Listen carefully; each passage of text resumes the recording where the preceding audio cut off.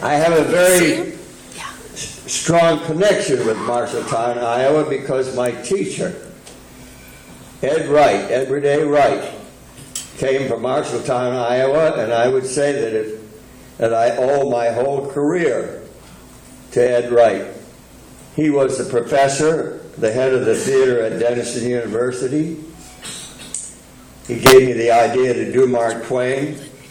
He got Ruby and me, my first wife, our first job when we left college, going down to Southwest and touring school assemblies. And he has been an inspiration to me my whole life. From Marshalltown, Iowa. As a young man, he toured in the tent shows in Chautauqua. He played on the canvas. He had a solo show, and it was one of the corniest things you ever saw in your life. But also one of the funniest. You would sit there and listen to him and think, this is impossible, this is not going to work, and 5 minutes later you'd be on the floor screaming with laughter. His great performance, his great number, he impersonated various people, was Elmer Wart's the champion hog collar from the state of Indiana, receiving the award and acclamation of his people back in his hometown. And if you thought that was a corny thing, you were laying on the floor screaming with laughter, because it's one of the funniest things I have ever seen in my life. And the man knew how to handle an audience better than anybody I ever saw, except maybe Bob Hope and a few people like that. And we used to drive him to his various states that he filled to improve on his professor's salary. And so we got to watch him. And the point I would like to make about Ed Wright from Marshalltown, Iowa, is that he taught me and he taught everybody under him to respect the profession of the actor and to respect the traditions of the theater. He didn't preach it, he just lived it. So you didn't get out from under his care without a respect for the theater. Not just the money you make in it, but the traditions of the theater in our country, which go way back. And so because of him, I started reading biographies of Edwin Forrest and Booth's father, Julius Bruce Booth, and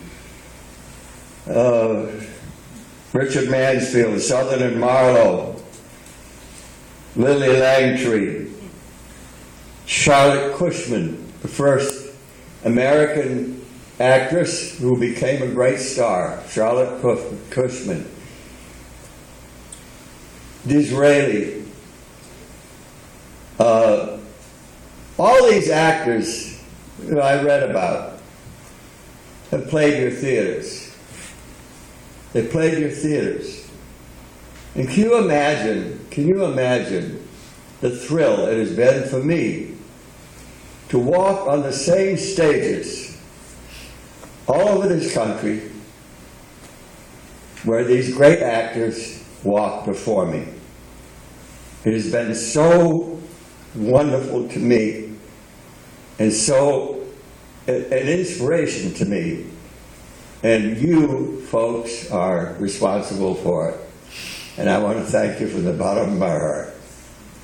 I want to just read you an example of what I'm talking about from Maureen's theater down there in Galveston. Galveston. You hear the seabirds. Oh, I love that song. It makes me think of being on the road. Richard Mansfield, James O'Neill. That was Eugene's father. I played the Springer Opera House in Columbus, Georgia some years ago, and they had built onto the, you heard the story, they built onto the to the lobby, a kind of museum, and they had things behind behind glass, and they were taking me and my stage manager, I think Rich Constable, who was working the show then, past the museum displays. And they came upon one place and they said, now this is James O'Neill, who did the Count of Monte Cristo for many, many years. He did Count of Monte Cristo for 32 years on the road.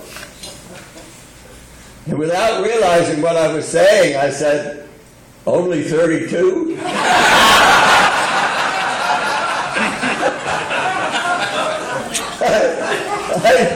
I honestly didn't realize what I was saying. Otis Skinner, Salvini, the great Italian actor, did Othello, Minnie Maynard and Fist. This is the Galveston Opera House. Modjeska, the great Polish, I think she was Polish actress. William J. Bryan,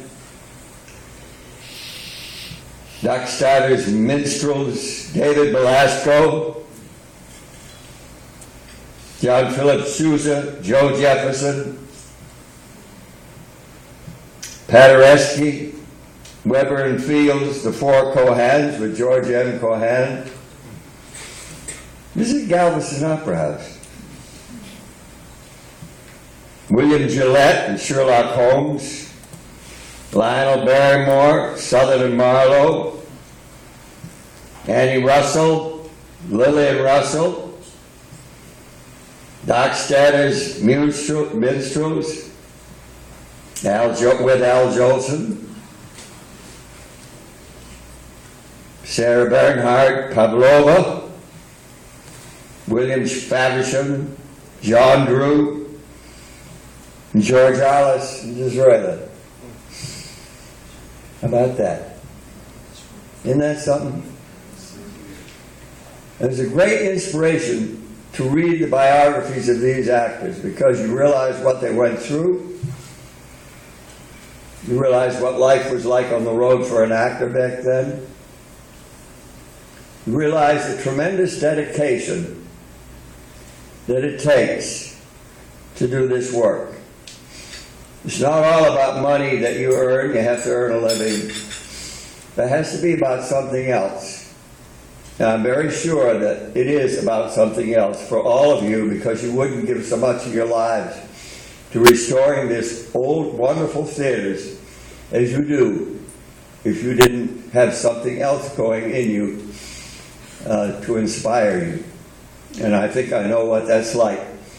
I don't want to sound kind of funny, but I think it was 1966 after I finished doing a tour, a trip on Broadway with Twain, and I started on the road again in Oshkosh, Wisconsin, of all places. Right out of a song. And there was a hotel, I forget the name of it, and right in front of the hotel there was a statue of a Union soldier in the Civil War with his gun pointed directly at the theater. And the lady in the box office was a lovely little old lady, an elderly lady. I was walking around trying to find a place to eat breakfast late in the day on my show, and she called out to me and said, "Mr. Holbrook, may I just speak to you for a moment?" And I said, "Sure." She said, "This may seem kind of strange to you, Mr. Holbrook, but I'm Catholic. And I want to tell you that I think what you're doing takes the same kind of dedication that a young person in my religion has to have to become a nun or a priest." I said, "Thank you, ma'am. Thank you very, very much." So she understood what it takes for all of us to do the work we're doing.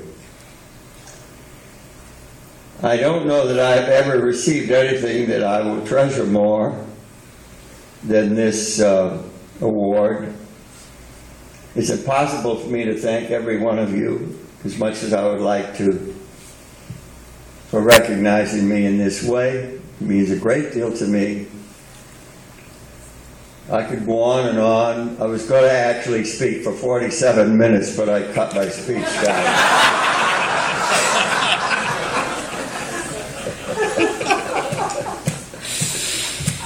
So I have a tendency to speak forever, but I'm going to get off now. And I'm going to thank you very, very much for this wonderful award.